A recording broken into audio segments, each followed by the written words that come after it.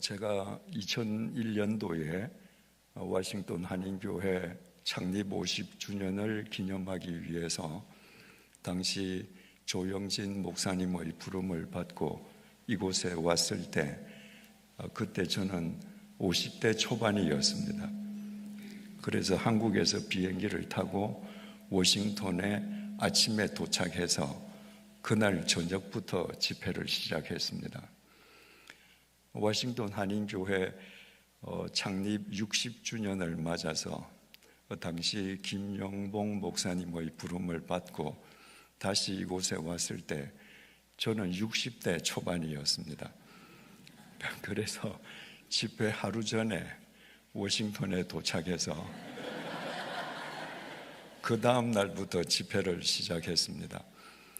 그리고 사기몰 교회 김영봉 목사님 부름을 받고 12년 만에 세 번째 왔습니다. 그 12년 동안에 저는 암 수술도 받았고 방사선 치료 34번 받고 호르몬 치료도 2년 동안 받았습니다. 또 6년째 류마티즘을 앓고 있어서 그 약으로 인해서 얼굴이 이렇게 밤낮으로 부어 있습니다. 이렇게 여러 가지를 감안해서 또 지금은 제가 70대 중반이기 때문에 이번에는 이틀 전에 도착했습니다. 그래서 어제 하루를 잘 쉬고 이제 오늘부터 집회를 시작하는데 아직도 정신이 명료하게 깨지를 않습니다. 그래서 제가 오늘 좀 어리버리하더라도 양해해 주시기를 바랍니다. 지난 2001년도부터 22년 동안 세 번에 걸쳐 이곳에 오면서 제 체력의 변화와 한계를 직접 알게 해주신 여러분들께 진심으로 감사드립니다. 몇 달 전에 한국에서 꽤 알려진 교회 목사님의 설교를 들었습니다. 그 설교를 하신 목사님은 그 교회 담임 목사님으로서 젊은 목사님이셨습니다. 제가 그 젊은 목사님의 설교를 오늘 이 시간에 언급하는 것은 그분의 설교를 비판하거나 비난하고자 함이 전혀 아닙니다. 그분의 설교를 거울 삼아서 우리 자신들의 신앙을 점검해 보기 위함입니다. 그 젊은 목사님은 열왕기하 18장, 19장을 배경으로 삼아서 설교를 했습니다. 열왕기하 18장과 19장은 이런 내용입니다. 25살 때 남왕국의 왕이 된 히스기야는 자립자강을 목표로 삼고 그동안 아수르 왕에게 바치던 조공을 중단해버렸습니다. 북왕국의 호세아 왕도 애국과 동맹을 맺고 아수르 왕에게 바치던 조공을 중단했습니다. 자기가 받던 조공을 두 나라가 하루아침에 일방적으로 중단했는데 가만히 있을 아수르 왕이 아니었습니다. 아수르 왕 살만 에셀이 군대를 동원해서 먼저 북왕국의 사마리아를 공격하기 시작했습니다. 전투 중에 살만 에셀 왕이 병사로 죽었습니다. 그래서 왕위를 이어받은 그의 동생 사르곤 2세가 마침내 사마리아 성을 함락시켰습니다. 그와 동시에 북왕국은 인류의 역사에서 영원히 사라지고 말았습니다. 그리고 수많은 백성들이 아수르의 포로로 끌려가는 비극을 직면했습니다. 그로부터 7년이 지나서 왕위에 오른 사르곤 2세의 아들 산헤립이 이번에는 남왕국을 징벌하기 위해서 원정에 나섰습니다. 그가 원정에 나서자마자 딥나, 라기스, 에그론 무려 46개의 중요 요새가 산헤립의 소나기에 들어갔습니다. 이대로 가만히 있으면 남왕국도 북왕국처럼 멸망할 게 눈에 뻔히 보입니다.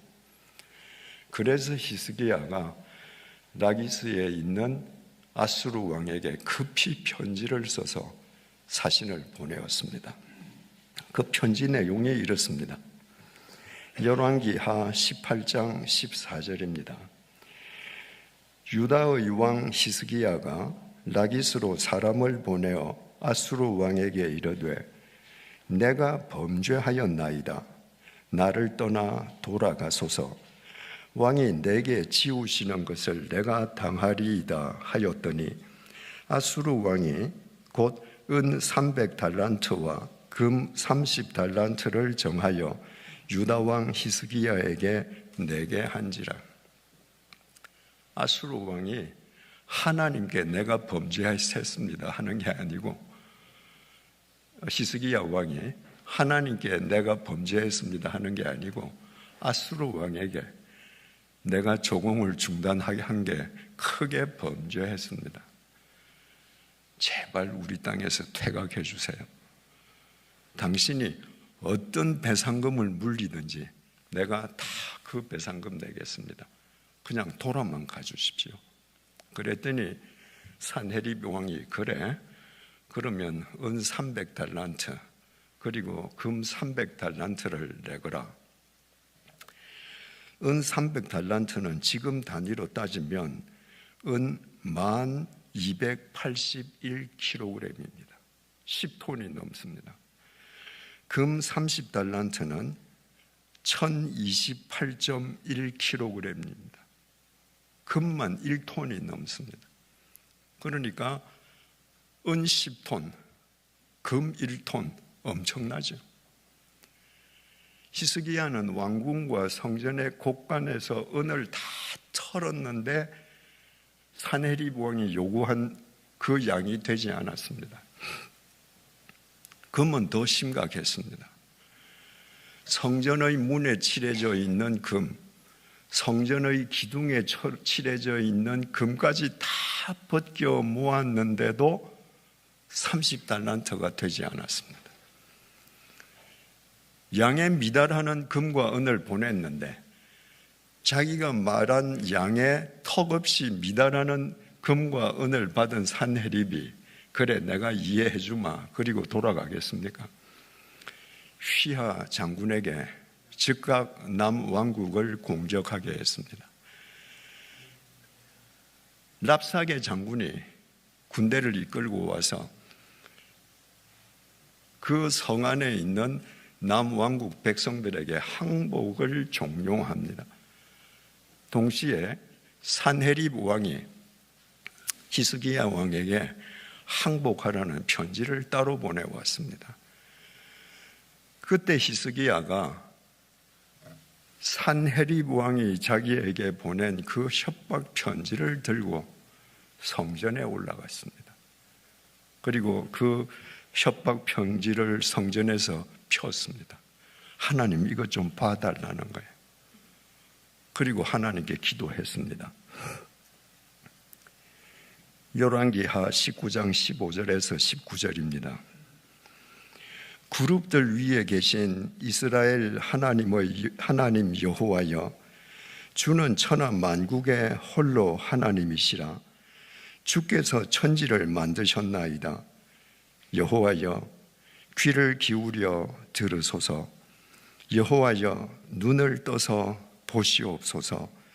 산헤립이 살아계신 하나님을 비방하러 보낸 말을 들으시옵소서.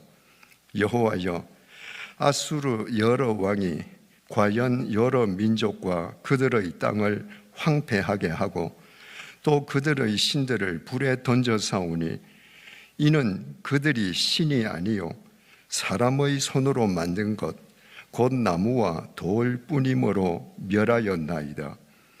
우리 하나님 여호와여, 원하건대 이제 우리를 그의 손에서 구원하옵소서. 그리하시면 천하 만국이 주 여호와가 홀로 하나님이신 줄 알리이다. 이렇게 간절히 기도했습니다. 이 내용을 간략하게 설명하자면, 하나님 이 상황을 좀 보시고 도와주십시오. 하나님 아시죠? 산헤립이 여러 나라를 멸망시켰고 그 나라의 신들을 다 파괴했습니다. 그런데 그 신들이 파괴당한 것은 살아있는 신들이 아니고 전부 다 나무와 돌로 만들어진 우상들이었기 때문이지 않습니까? 그런데 여호와 하나님, 당신은 우상이 아니라 살아계시지 않습니까? 그러니까 도와주십시오. 당신이 우리를 도와서 구원해 주시면 이 세상 모든 사람들이 당신이 돌이나 나무가 아니라 살아계신 신인 줄 알 것입니다. 이렇게 기도했습니다. 하나님의 응답은 그날 밤에 이루어졌습니다. 열왕기하 19장 35절입니다. 이 밤에 여호와의 사자가 나와서 아수르 진영에서 군사 18만 5천 명을 친지라. 아침에 일찍이 일어나 보니 다 송장이 되었더라. 그날 밤에 하나님께서 친히 아수르 군대 18만 5천 명을 치셨습니다.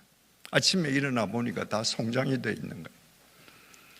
산헤립 왕이 그 광경을 보고 혼비백산에서 자기 나라로 도망갔습니다. 그리고 쿠데타를 일으킨 자기 두 아들의 칼에 맞아 죽었습니다. 비참한 인생 말로였습니다. 그 젊은 목사님이 바로 이와 같은 성경 내용을 토대로 설교를 하시고 마지막 결론을 이렇게 맺었습니다. 우리도 인생을 살아가는데 여러 형태의 아수르 공격을 받습니다. 그때마다 우리는 히스기야처럼 성전에 올라가서 기도해야 합니다.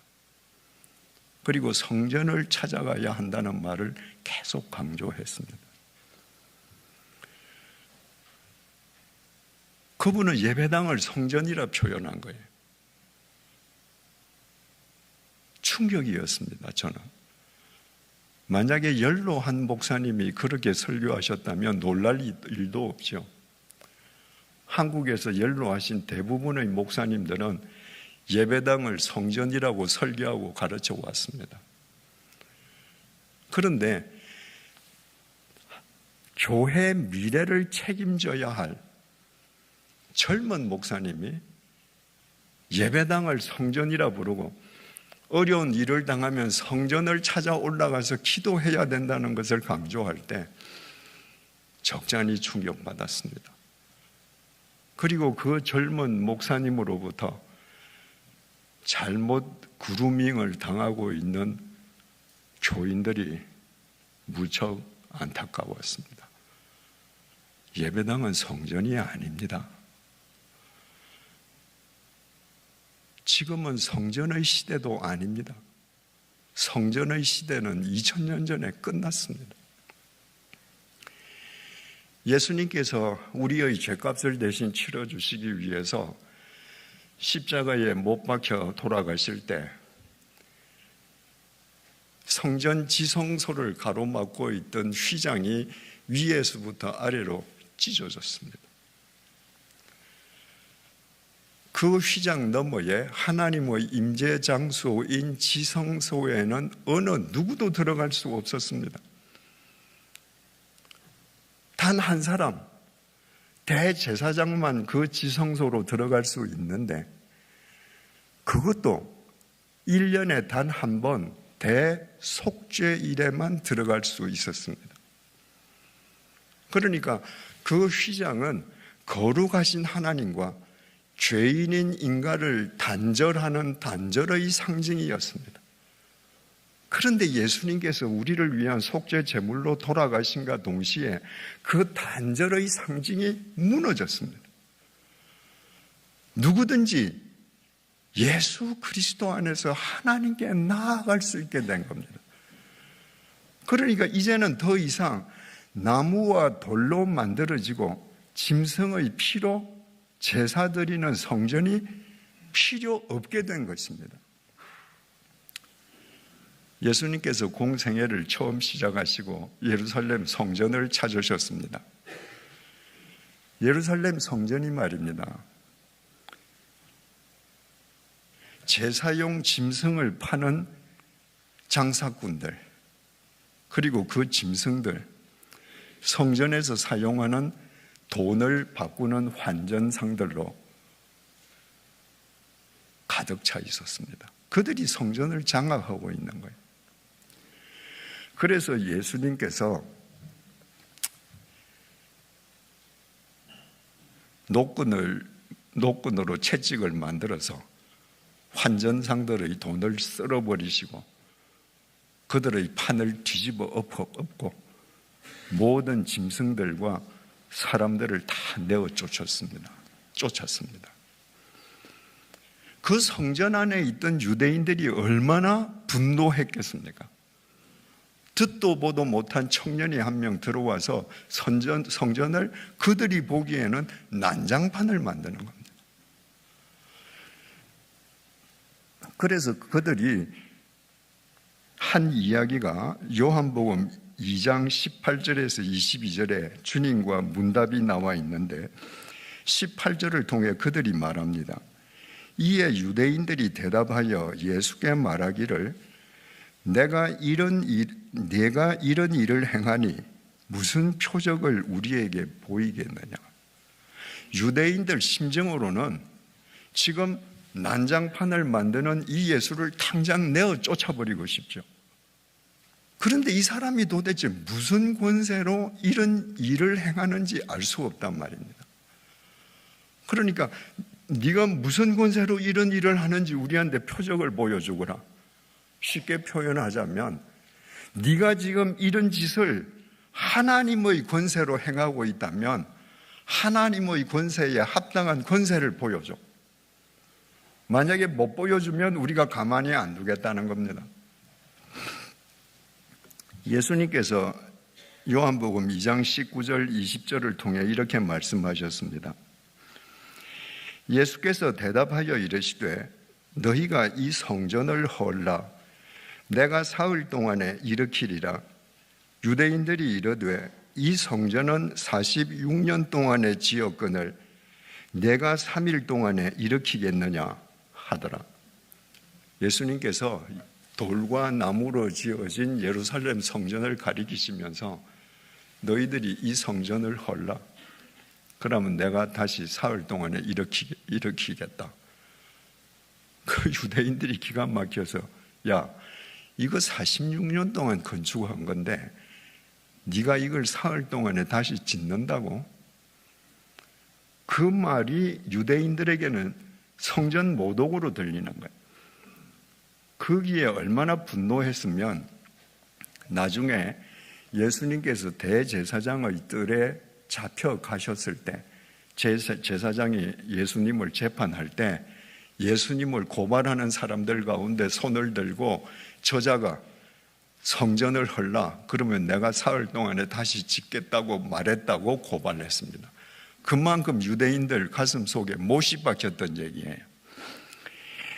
21절 22절 그러나 예수는 성전된 자기 육체를 가리켜 말씀하신 것이라 죽은 자 가운데서 살아나신 후에야 제자들이 이 말씀하신 것을 기억하고 성경과 예수께서 하신 말씀을 믿었더라.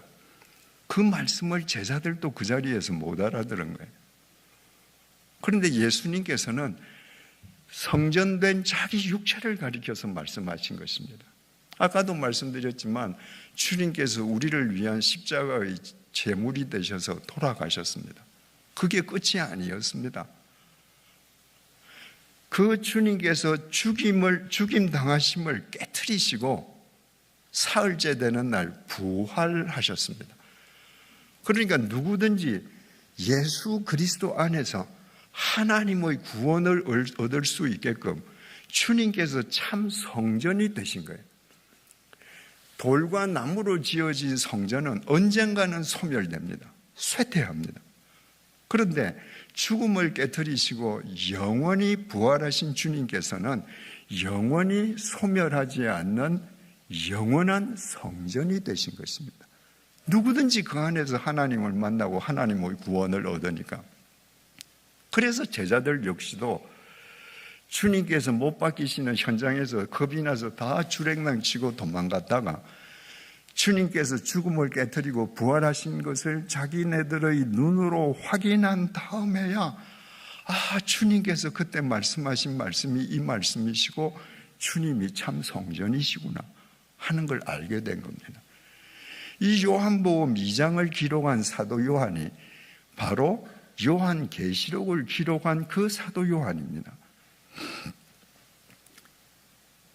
요한계시록에서 하늘에서 도래하는 새 하늘과 새 땅을 사도 요한이 요한계시록 21장에서 이렇게 기록합니다. 1절입니다. 또 내가 새 하늘과 새 땅을 보니 처음 하늘과 처음 땅이 없어졌고 바다도 다시 있지 않더라. 하나님께서 창세기 1장에서 만드신 하늘과 땅은 없어졌습니다. 그리고 본질적으로 다른 새 하늘과 새 땅이 도래한 겁니다. 2절입니다. 또 내가 보매 거룩한 성 새 예루살렘이 하나님께로부터 하늘에서 내려오니 그 준비한 것이 신부가 남편을 위하여 단장한 것 같더라. 하늘에서 새 예루살렘이 내려오는 거예요. 그런데 그 새 예루살렘은 구원받은 하나님의 백성의 공동체를 뜻합니다. 그 백성들은 꼭 신부 같고 남편은 하나님이에요. 남편인 하나님과 신부인 구원받은 백성의 관계를 지금 보여줍니다. 그러니까 새 예루살렘은 어떤 지리적인 위치, 지리적인 공간이 아니라 남편과 신부의 관계, 즉 하나님과 구원받은 백성의 관계 속에 있다는 것을 일깨워 줍니다. 그리고 22절에서 이렇게 중요한 말을 합니다. 성 안에서 내가 성전을 보지 못하였으니 이는 주 하나님 곧 전능하신 이와 및 어린 양이 그 성전이심이니라. 새 예루살렘에는 성전이 없습니다. 왜? 구원받은 백성이 매일 눈으로 보는 하나님이 성전이에요. 또 어린 양, 바로 우리를 위해서 십자가에 못 박혀 돌아가신 그분이 성전이에요. 그러니까 성전이 필요 없는 거예요. 그런데 그 참 성전 되신 하나님께서 우리를 향해 이렇게 말씀하십니다. 고린도전서 3장 16절 17절 오늘 본문입니다. 너희는 너희가 하나님의 성전인 것과 하나님의 성령이 너희 안에 계시는 것을 알지 못하느냐? 이 무슨 말씀입니까? 거의 대부분의 사람이 자기가 성전인 걸 모르는 거예요.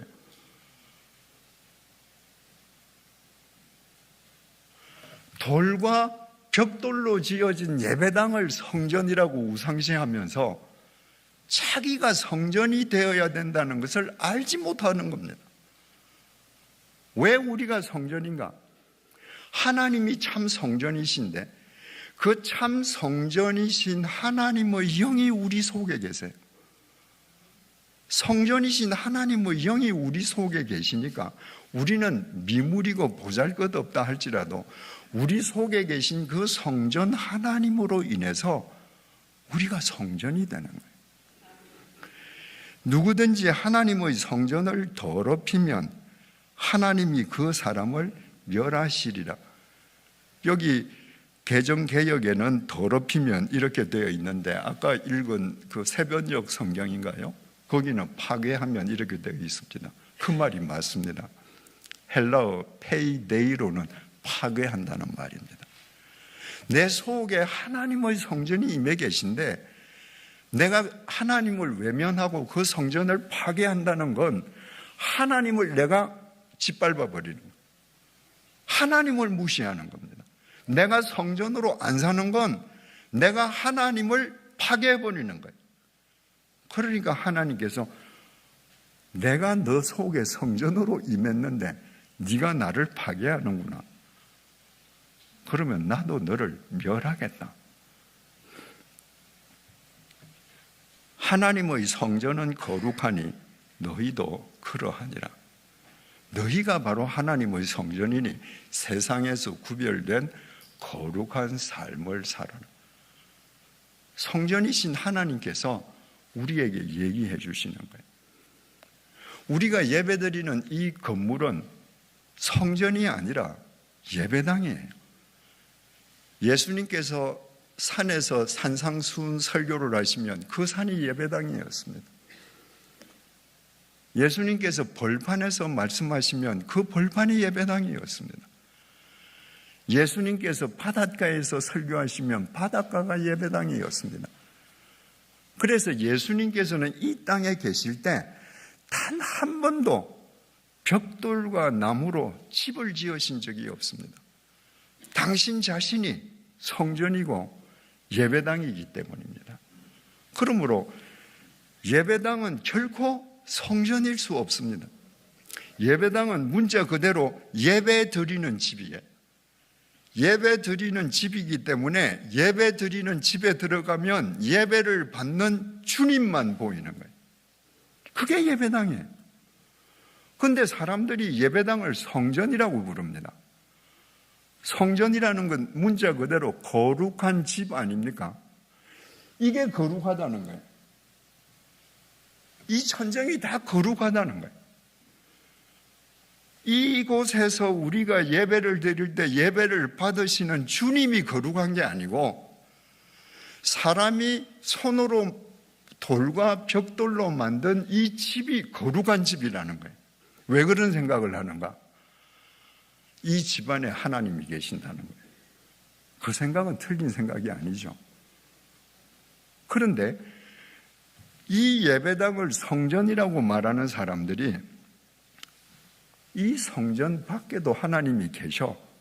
그러면 괜찮습니다. 이 우주 온 만물 속에 하나님께서 계신 걸 알면 이 집을 성전이라고 우상시할 이유가 전혀 없습니다. 그런데 예배당을 성전이라고 말하는 사람들은 하나님은 여기만 계신 거예요. 그게 문제가 되는 거예요. 그러니까 하나님이 예배당 안에만 계시기 때문에 이것이 성전이라고 말하는 사람들은 자기도 모르게 세 가지 오류를 범합니다.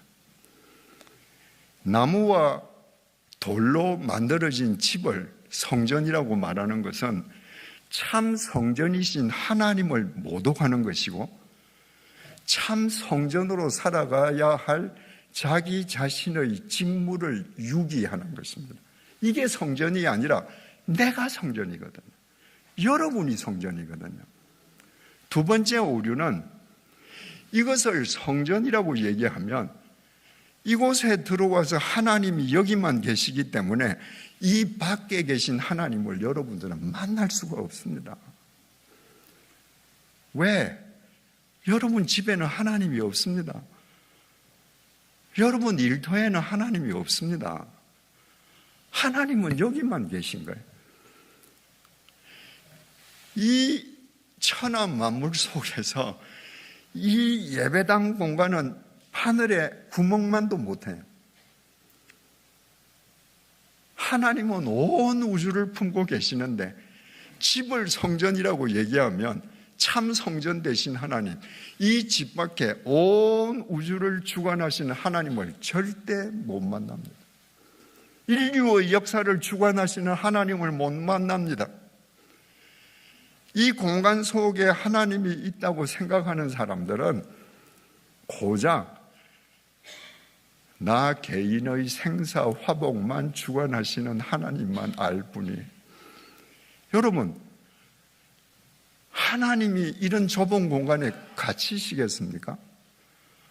하나님은 절대로 인간이 만든 공간 속에 갇히시는 분이 아닙니다. 그런데 인간이 하나님을 어떤 공간에 가둔다면 그건 이미 하나님이 아닙니다. 왜곡된 하나님을 믿는 거예요. 그 신앙이 문제가 생기는 겁니다. 세 번째 오류, 주님께서 그렇게 질타하셨던 외식하는 자가 될 수밖에 없습니다. 이중인격자가 되는 거예요. 예배당에서는 다 거룩해요. 경건해요. 왜? 여긴 하나님 계시니까. 그런데 주일 예배 경건하게 보고 집에만 가면 마음대로 해요. 왜? 하나님은 거기 안 계시거든요. 예배당에서는 다 경건한 언행을 하고 하나님 뜻이 뭐냐고 하는데 일터에서는 철저하게 돈의 논리로 해요. 왜? 하나님 거기 계시지 않기 때문에. 그래서 예배당은 결코 성전일 수 없습니다. 그런데 아까 언급한 그 젊은 목사님을 포함해서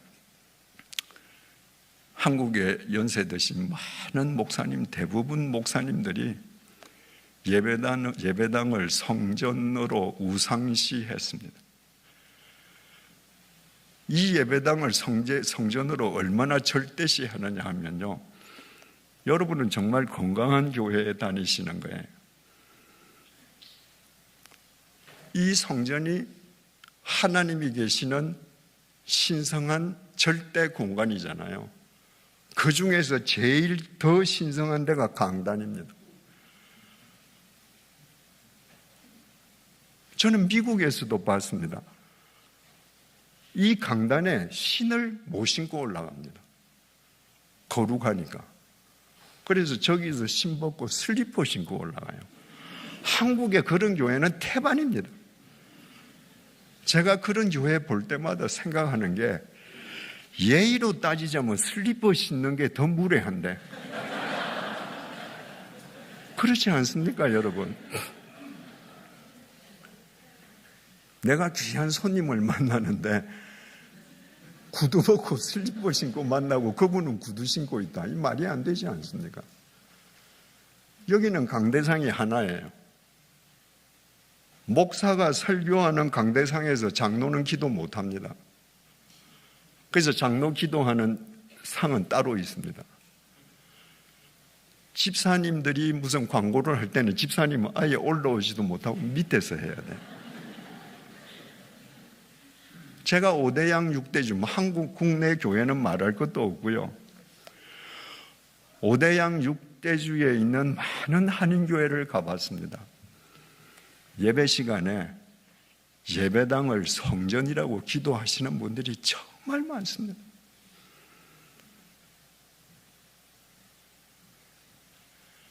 여러분이 성전인데 이 돌멩이, 이 나무로 된 이 집을 성전이라고 거룩하고 신성시하는 믿음으로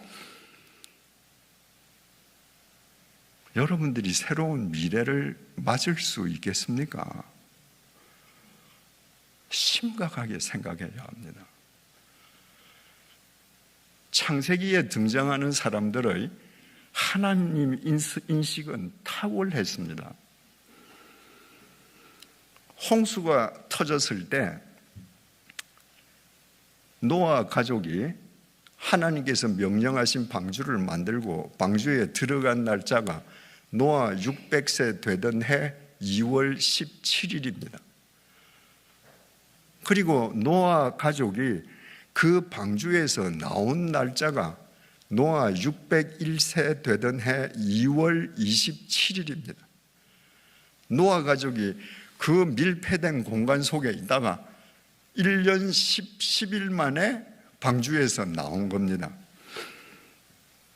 그들이 방주에서 나와서 한 일을 창세기 8장 18절 21절 상반절이 전해줍니다. 노아가 그 아들들과 그의 아내와 그 며느리들과 함께 나왔고 땅 위의 동물 곧 모든 짐승과 모든 기는 것과 모든 새도 그 종류대로 방주에서 나왔더라. 노아가 여호와께 제단을 쌓고 모든 정결한 짐승과 모든 정결한 새 중에서 제물을 취하여 번제로 제단에 드렸더니 여호와께서 그 향기를 받으시고, 노아가 지금 1년 10일 만에 방주 문을 열고 나왔습니다. 노아가 들어갈 때 하나님께서 문을 닫으셨거든요. 노아는 그 문을 열 수가 없습니다. 하나님께서 열어주시니까 그 문을 통해서 노아 식구가 나왔습니다. 그리고 노아가 내가 하나님께 어디서 예배해야 될까? 거룩한 장소가 어딜까? 찾아다니지 않았습니다. 배에서 나오자마자 거기서 제단을 쌓았습니다. 왜? 하나님은 무소부재하시니까. 그랬더니 배에서 나오자마자 그 첫 발을 디딘 그 자리에서 번제로 제단을 제물에 드렸더니 여호와께서 그 향기를 받으셨다. 야, 노아야, 너 왜 이렇게 허접한 데서 제사 드리냐? 왜 거룩한 집을 먼저 짓고 제사 드려야지? 안 그러셨습니다. 하나님께서 아브라함을 부르셨죠. 창세기 12장 7절에서 8절입니다. 여호와께서 아브라함에게 나타나 이르시되 내가 이 땅을 내 자손에게 주리라 하신지라. 자기에게 나타나신 여호와께 그가 그곳에서 제단을 쌓고, 하나님께서 지정하신 가나안 땅으로 갔을 때 하나님께서 나타나셔서 내 이 땅 너 자손에게 주게 말씀하셨습니다. 그래서 그 자리에서 아브라함이 제단을 쌓았습니다. 그럼 하나님께서 그 자리에서 말씀하셨기 때문에 그 자리가 신성시 되어서 아브라함이 계속 그 자리에서만 예배드렸는가? 아닙니다. 그 자리에서 한 번 드렸습니다. 그리고 거기서 베델 동쪽 산으로 옮겨 장막을 치니 서쪽은 베델이요 동쪽은 아이라. 그가 그곳에서 여호와께 제단을 쌓고 여호와의 이름을 부르더라. 처음 제사 드렸던 곳에서 베델 동쪽으로 갔습니다. 그리고 멈추어서 거기 또 단을 쌓았습니다. 왜? 하나님은 무소부재하시니까. 인위적인 거룩한 곳이 필요 없는 거예요. 이 세상 모든 것이 하나님께서 계시고 거룩한 하나님의 집인 거예요. 하나님께서 아브라함에게 절대 순종을 요구하시기 위해서 이삭을 헌제할 때 너 모리아 산으로 가서 네 아들을 바치라 라고 명령하신 한 번의 예외를 제외하고 한 번도 특정한 장소를 하나님께서 명령하신 적도 없고 아브라함이 특정한 장소를 찾아다닌 적도 없습니다. 어디서든지 예배드렸습니다. 어디서든지 예배드리면 그곳이 예배당이었던 겁니다. 야곱이 형 에서가 죽이려고 해서 외삼촌 집으로 도망가지 않습니까? 워낙 급하게 도망갔기 때문에 뭘 가져간 게 없습니다. 가다가 밤이 되어서 허허벌판에서 돌 하나 베고 잠을 자지 않습니까? 근데 그날 밤에 주님께서 야곱에게 나타나셨습니다. 야곱이 창세기 28장 16절부터 19절 이렇게 고백합니다. 야곱이 잠이 깨어 이르되 여호와께서 과연 여기 계시거늘 내가 알지 못하였도다. 야곱은 벌판이라고 잠잔 겁니다. 아버지 집에서 떨어져 나와서 나는 혈혈단신 혼자라고 생각하고 잠잔 겁니다. 하나님께서 여기도 계시구나. 근데 내가 지금까지 그걸 모르고 있었구나. 이에 두려워하여 이르되 두렵도다 이곳이여 이것은 다름 아닌 하나님의 집이요 이는 하늘의 문이로다 하고, 자기가 지금 누워 있는데 이 전체가 다 하나님의 집이에요. 내가 아버지 어머니하고 살 때도 하나님의 집안에 있었는데 내가 모르고 있었던 거예요. 내가 어디를 가든지 내가 하나님의 집안에 있는 거예요. 그걸 이제 깨달은 겁니다. 이는 하늘의 문이로다. 내가 어디에 있든지 그게 문이다.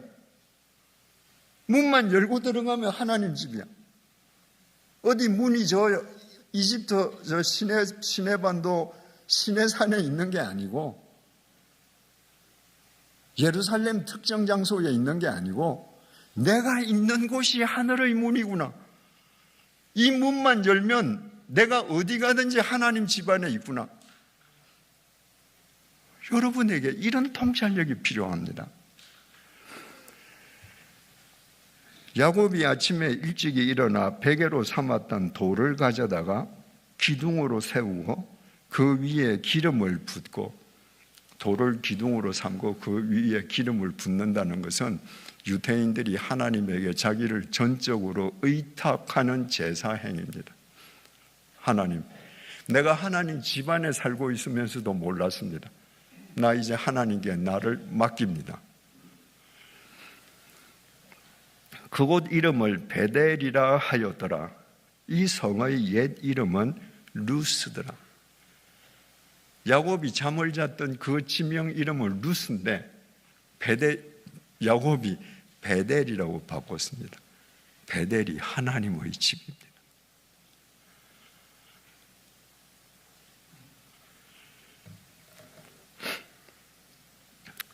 이처럼 창세기 사람들의 하나님 인식은 뛰어났습니다. 내가 어디에 있든지 하나님은 무소부재하시고, 내가 어디에서 예배를 드리든지 하나님께서는 내 예배를 받으신다는 믿음이 있었습니다. 그 창세기 사람들의 후손들이 이집트에서 400년 동안 노예 생활을 했습니다. 그들의 마음속에 하나님은 없어지고 이집트의 우상들이 또아리를 틀었습니다. 400년 만에 하나님께서 그들을 해방시키셨습니다.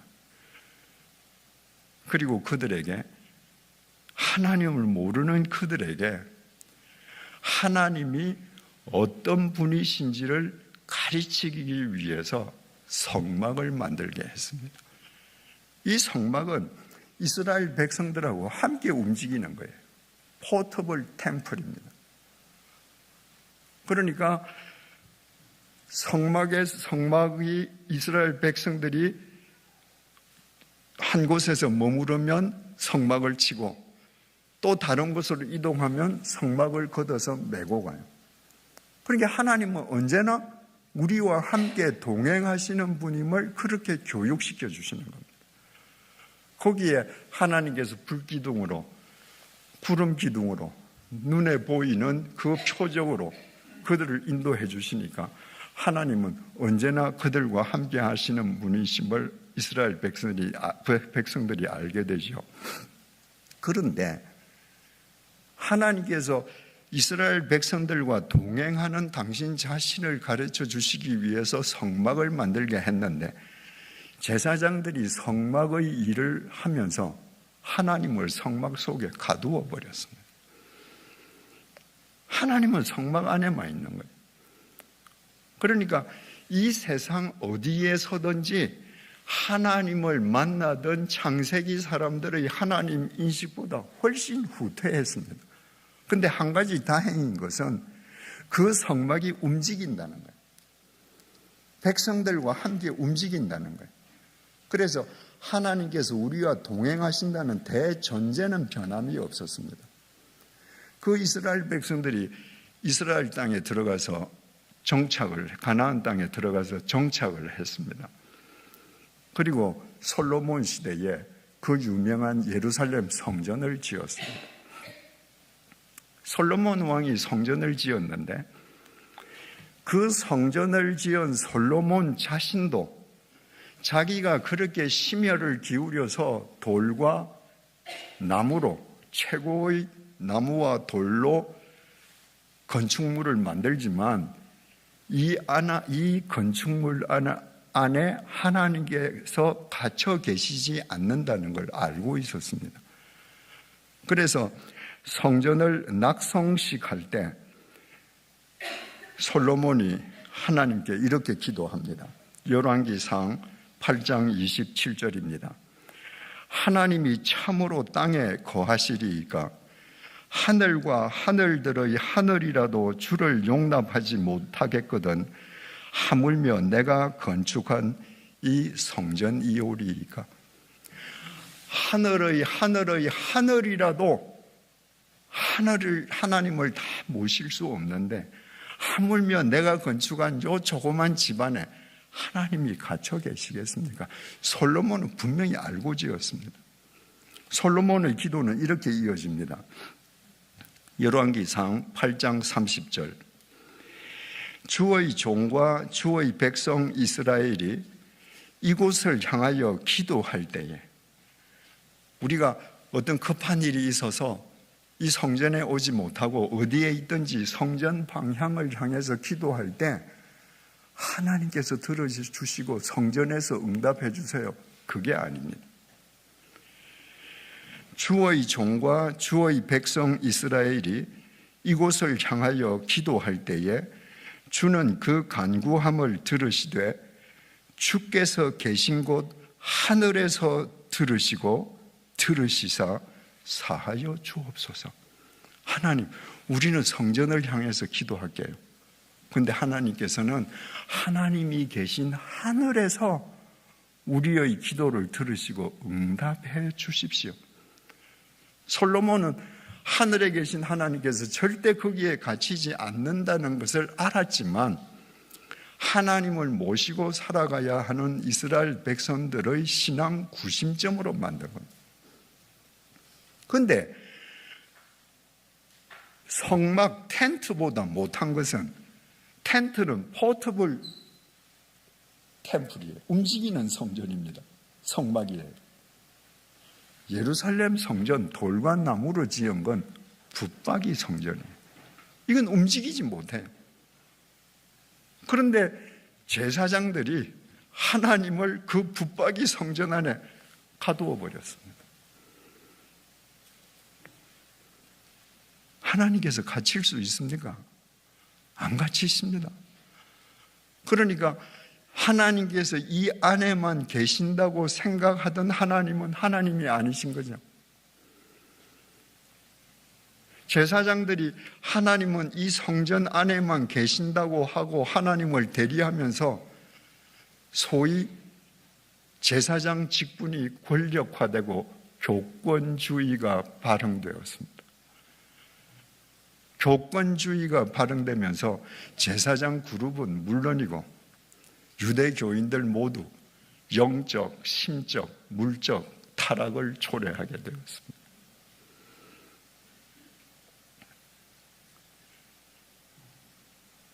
하나님께서 그 성전 속에 안 갇히시는데 성전 속에 하나님께서 계신다면서 하나님의 말씀을 자꾸 선포하니까 그건 하나님 말씀 아니잖아요. 그래서 하나님께서 어느 시기부터, 정확하게 말하자면 나단 선지자 시기부터 선지자들을 통해서 얘기하십니다. 성전에 있는 제사장 그룹을 버리신 겁니다. 더 이상 그들을 통해서 말씀하지 않습니다. 그들이 하나님을 예루살렘 성전 안에만 계시다고 얘기하기 때문에 그들을 통해서 얘기하면 하나님의 말씀이 다 왜곡되기 때문입니다. 하나님께서 예레미야나 에스겔 같은 사람들도 선지자로, 제사장도 선지자로 쓰셨지만 그들은 제도권을 벗어나 있을 때입니다. 하나님께서 선지자를 쓰시기 시작하면서부터는 제사장을 선지자로 쓰시지 않았습니다. 예레미야 선지자가 7장 4절에서 이렇게 말했습니다. 너희는 이것이 여호와의 성전이라, 여호와의 성전이라, 여호와의 성전이라 하는 거짓말을 믿지 말라.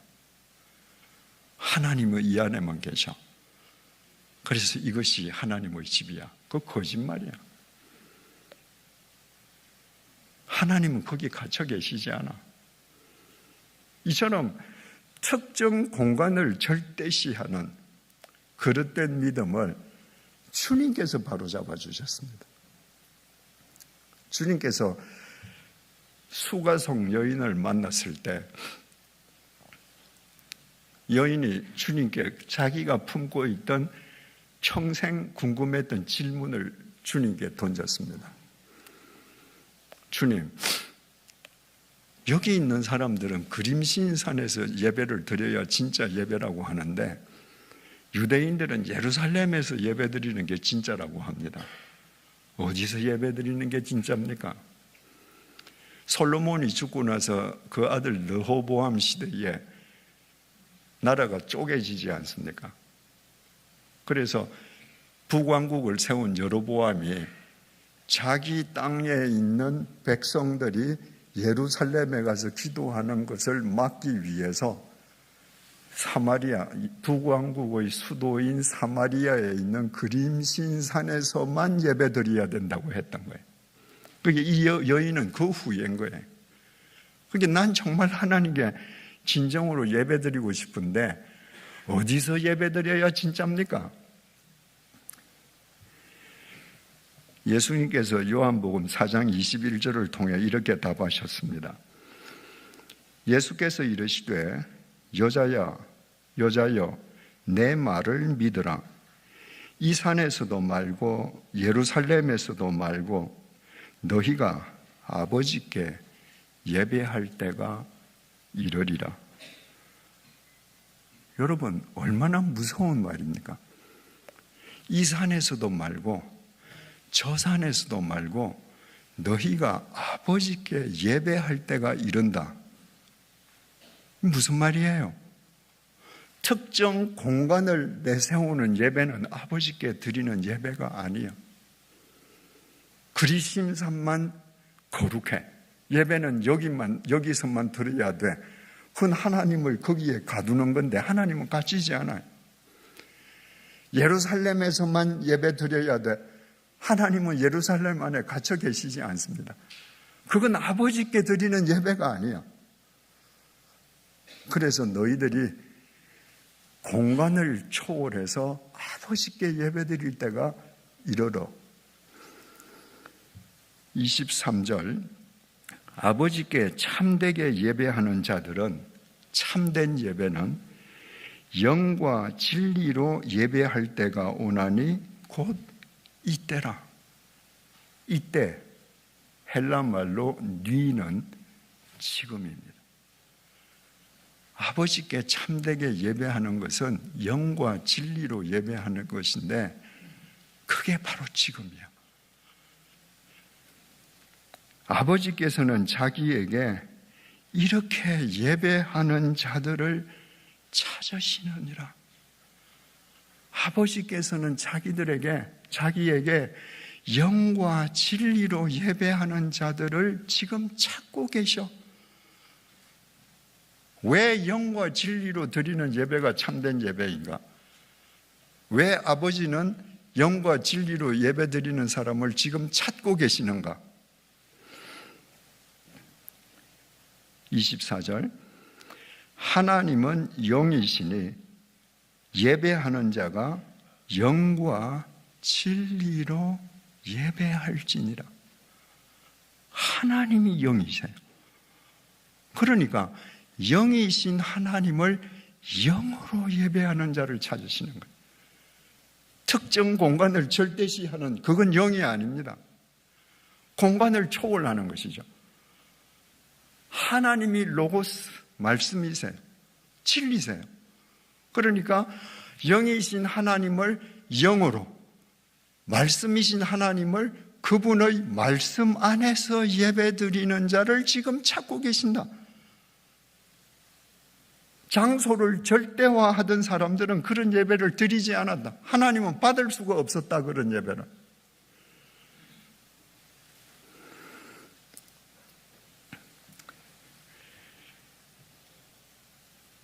주님께서 이렇게 말씀하셨지만 유대인들은 여전히 예루살렘 성전이라는 공간 건축물을 하나님과 동등시했습니다. 하나님께서 그 건축물을 돌 위에 돌 하나도 남기지 않고 파괴하셨습니다. 그 건축물이 사람들이 하나님 당신께 나아오는데 장애물이 되는 거예요. 주님께서 분명히 2000년 전에 영과 진리로 예배해야 됨을 일깨워 주셨지만 신약 교회의 모태라 할 수 있는 로마 가톨릭 교회는 영과 진리로 예배하지 않았습니다. 그들은 도처에 건축물을 짓고 성당이라 불렀습니다. 성전이라는 거예요. 집을 지었습니다. 그 안에 하나님을 가두어 두었습니다. 집을 지어서 이 안에 하나님이 계셔라고 하는 것이 조건주의를 강화하는 데에 가장 손쉬운 길이기 때문입니다. 그래서 예배당을 많이 지을 때 가톨릭 사제들은 가톨릭 교인들의 생사 여탈권을 쥐고 있었고 그 정점에 앉아 있는 조항은 스스로 하나님이었습니다. 그 가톨릭의 프로테스트한 사람들이 개신교도들 아닙니까? 그러면 영과 진리로 예배하는 것을 가르쳤어야 했습니다. 그런데 프로테스트 했던 그 종교개혁 세력들이 서로 군대를 동원해서 로마 가톨릭과 싸웠습니다. 서로 죽이고 죽였습니다. 그러니까 그 상황에서는 어쩔 수 없이 새 대결인 거예요. 종교개혁을 해서 개혁을 받아들인 도시, 개혁을 받아들인 나라도 가톨릭보다 더 많은 머리가 모여들어야 하는 겁니다. 그래서 개신교도 유럽에 무수한 예배당을 지었습니다. 그리고 그 예배당을 신성시했습니다.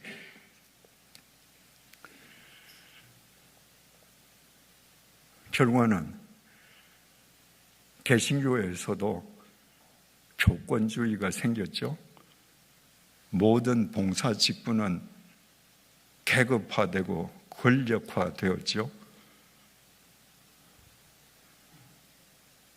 그것이 지금까지 유산으로 내려오고 있습니다.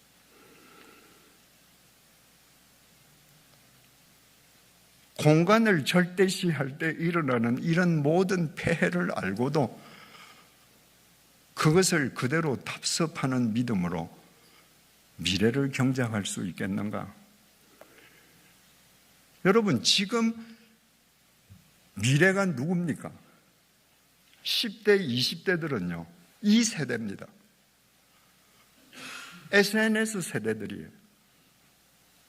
그들은 이걸로 다 소통합니다. 이제 머지않아 10년, 20년, 30년 후에 교회는 온라인으로 예배 드리는 게 대세가 되지 않을 수 없을 겁니다.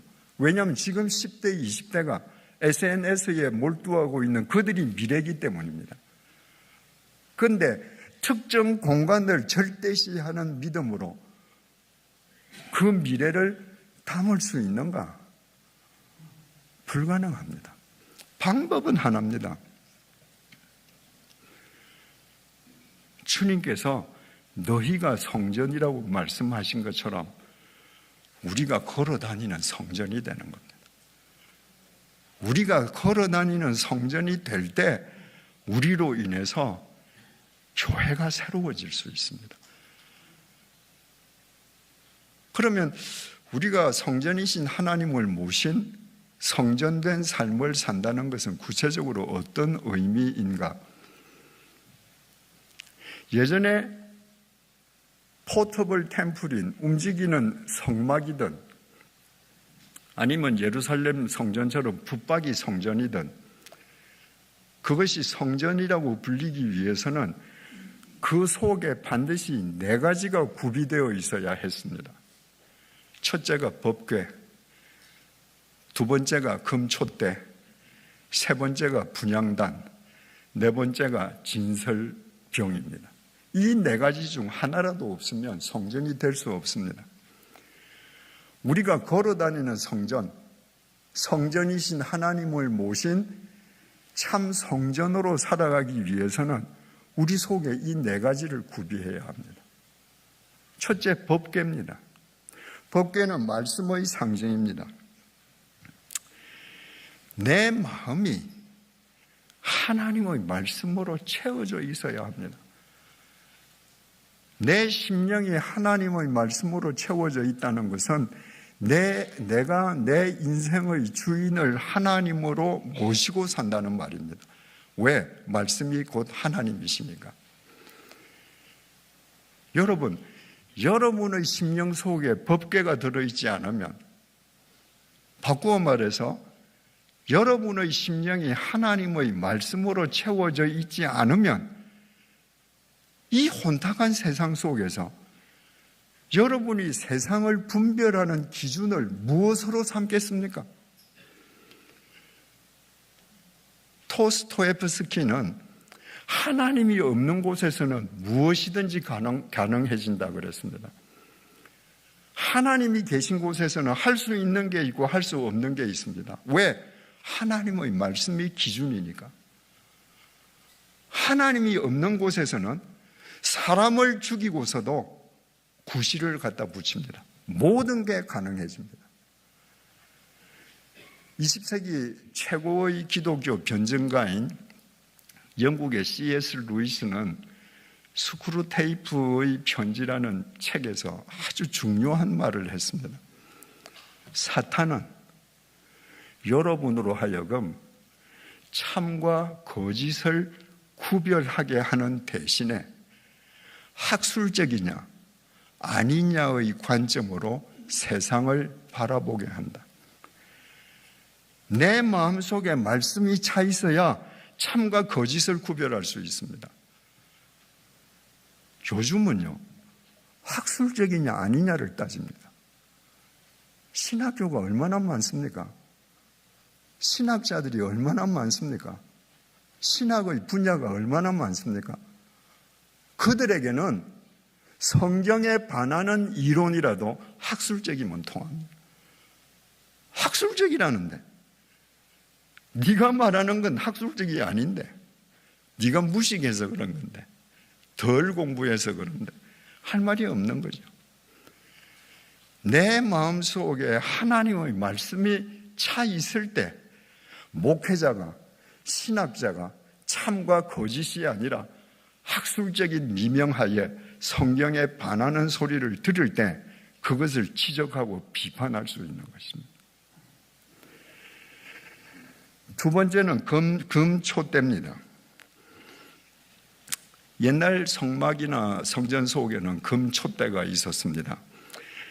세상의 어둠을 물리치시는 빛이신 하나님의 상징이었습니다. 신약시대의 용어로 표현하자면 성령의 조명 속에 있는 것입니다. 성령의 빛 속에서 우리가 살아야 돼요. 칼뱅은 우리가 성령의 조명 아래 있지 않으면 하나님의 말씀이 하나님의 말씀으로 받아들여질 수 없다고 그랬습니다. 여러분, 성경이라는 게 뭐예요? 종이 위에 프린트된 인쇄물인데 세상에는 그걸 하나님 말씀이라고 안 믿는 사람들이 더 많습니다. 우리는 믿습니다. 왜? 성령의 조명 아래 있기 때문에. 내가 성령의 조명 아래 없으면요, 내일이라도 하나님의 말씀은 하나님의 말씀으로 받아들여지지 않습니다. 내 말이 더 중요해지는 거죠. 세 번째로 분향단입니다. 성전에는 향을 피웠습니다. 그래서 그 향이 하늘을 향해서 향기가 올라가는 것처럼 우리의 마음도 하늘을 향해서 올라가기를 바랬습니다. 요한 사도가 그 향이 무엇인지를 구체적으로 이렇게 표현했습니다. 요한계시록 5장 8절입니다. 그 두루마리를 취하심에 네 생물과 24장로들이 그 어린 양 앞에 엎드려 각각 검은고와 향이 가득한 금 대접을 가졌으니 이 향은 성도의 기도들이라. 향은 바로 성도의 기도입니다. 향이 하늘로 올라가듯이 우리의 기도가 하나님께 올라가기를 바라는 마음으로 기도하는 거예요. 제가 다시 읽을게요. 들어보세요. 향이 가득한 금 대접을 가졌으니 이 향은 성도의 기도들이다. 성도는 단수고 기도는 복수입니다. 성도의 기도, 이게 아닙니다. 내가 필요할 때만 기도하는 것, 이건 향이 아니에요.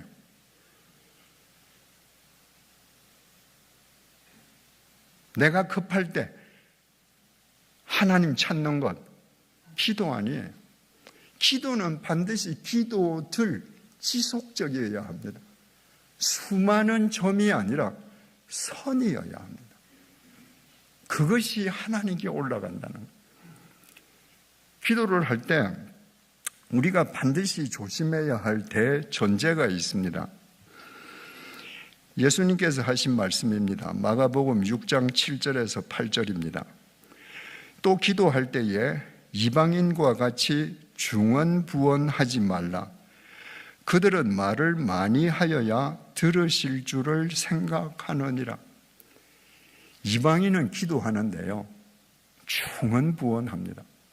그래야 자기네들이 믿는 신이 들어주시겠지 생각합니다. 왜 그래요? 이방인들이 믿는 신은 돌 아니면 나무입니다. 이거 죽은 거예요. 그러니까 내가 그 돌 신상 앞에 가서 기도했는데 이 신상이 내 기도를 들었다는 확신이 없습니다. 그러니까 자기 체면을 거는 거죠. 자기 확신이 생길 때까지 한 말 또 하고 또 하고 또 하고 또 하고 또 합니다. 그러므로 그들을 본받지 말라. 너희들이 하나님을 믿는다면 그들을 본받지 말라. 구하기 전에 너희에게 있어야 할 것을 하나님 너희 아버지께서 아시느니라. 여자가 아이를 뵈면 아이가 태어나기 전에 아이에게 필요한 것 전부 다 준비합니다. 아이는 아무것도 모르고 태어나는 거예요. 근데 그 아이의 옷, 이불, 기저귀 전부 다 엄마가 미리 알고 준비해둡니다.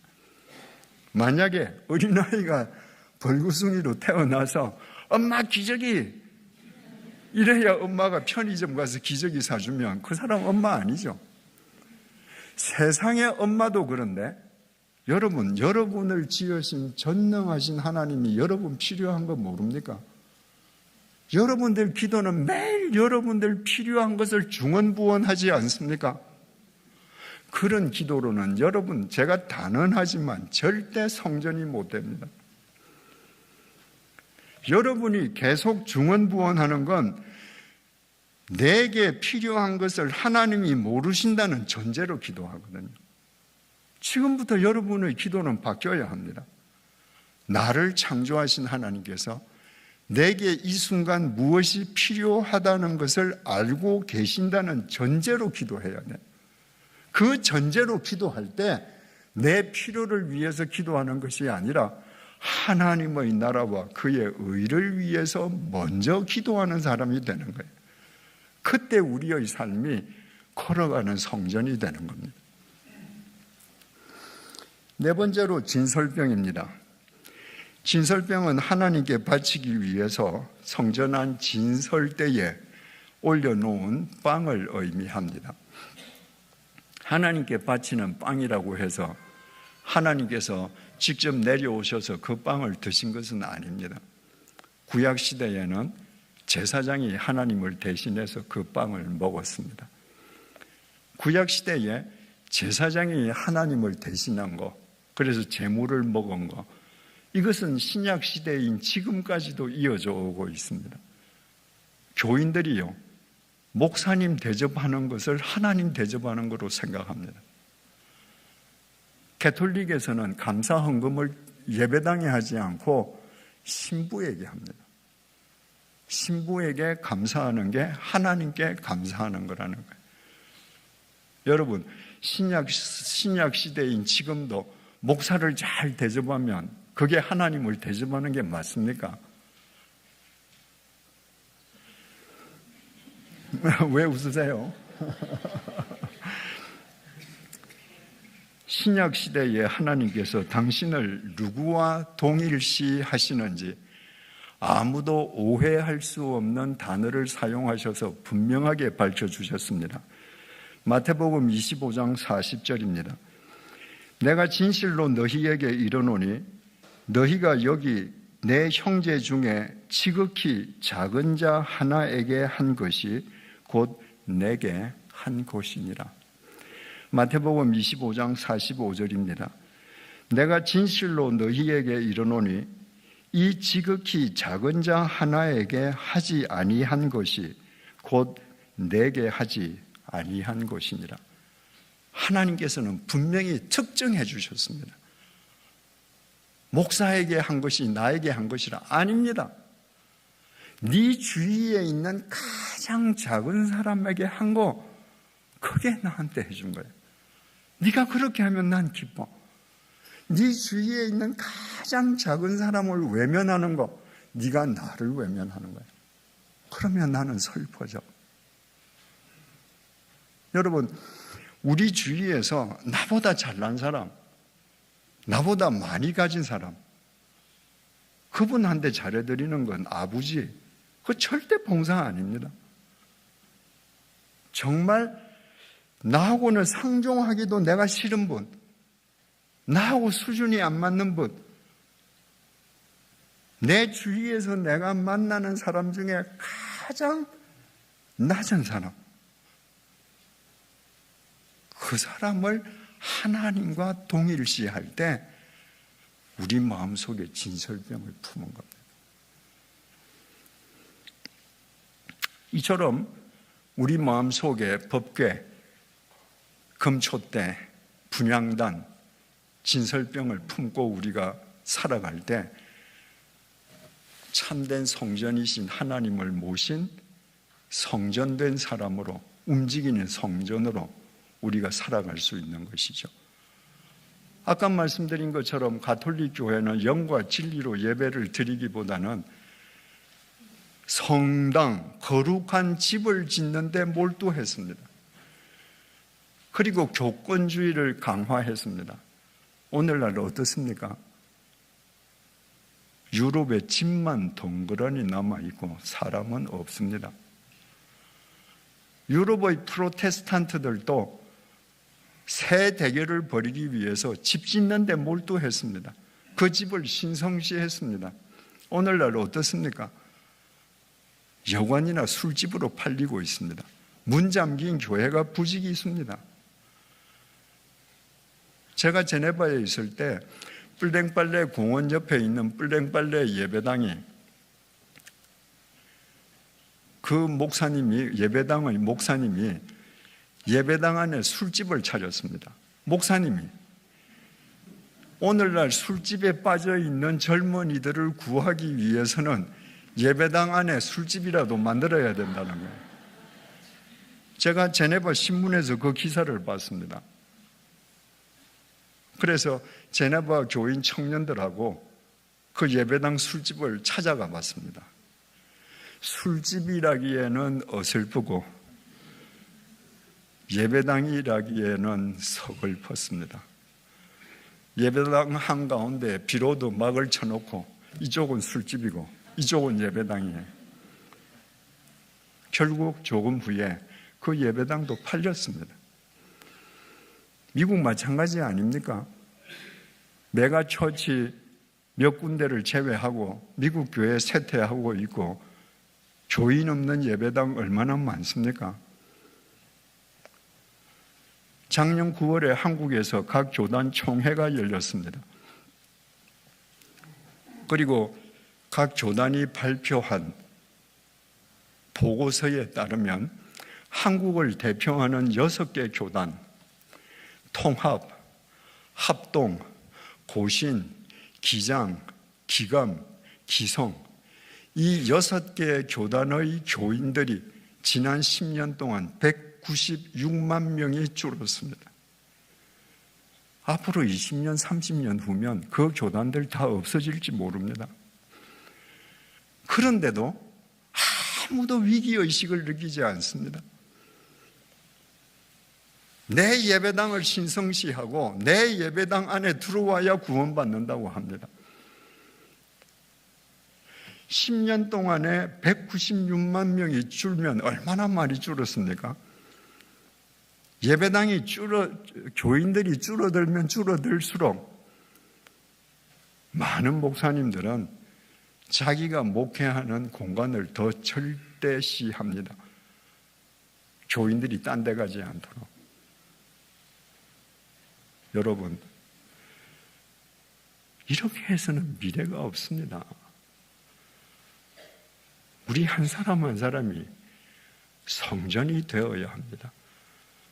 그때 우리는 비록 보잘것없다 할지라도, 우리는 미물이라고 할지라도 움직이는 성전으로 살아가는 우리를 통로로 삼아서 참 성전이신 주님께서 교회의 미래를 새롭게 경작해 가실 것입니다. 기도하시겠습니다.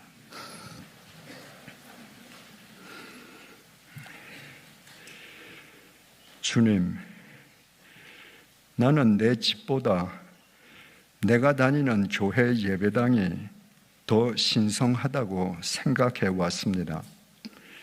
나는 나의 일터보다 예배당이 더 거룩하다고 여겨왔습니다. 그래서 나의 삶은 언제나 이중적이었습니다. 예배당 안에서는 거룩했고 집과 일터에서는 내 위주로 살아왔습니다. 이처럼 하나님을 예배당 안에 가두어 둔 믿음은 참 믿음이 아님을 이 시간에 일깨워 주셔서 감사합니다. 이 세상이 온통 하나님의 집이요, 내가 어디에 가든 실은 하나님의 집 안에 있음을 고백한 야고보의 고백이 우리 모두의 고백이 되게 해 주십시오.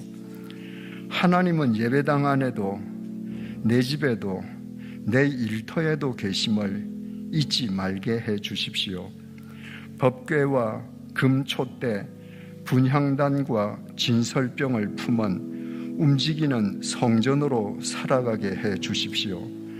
그리하여 하나님께서 우리를 통해 친히 경작해 주시는 새로운 교회의 미래를 우리 다 함께 주님 안에서 누리게 해 주십시오.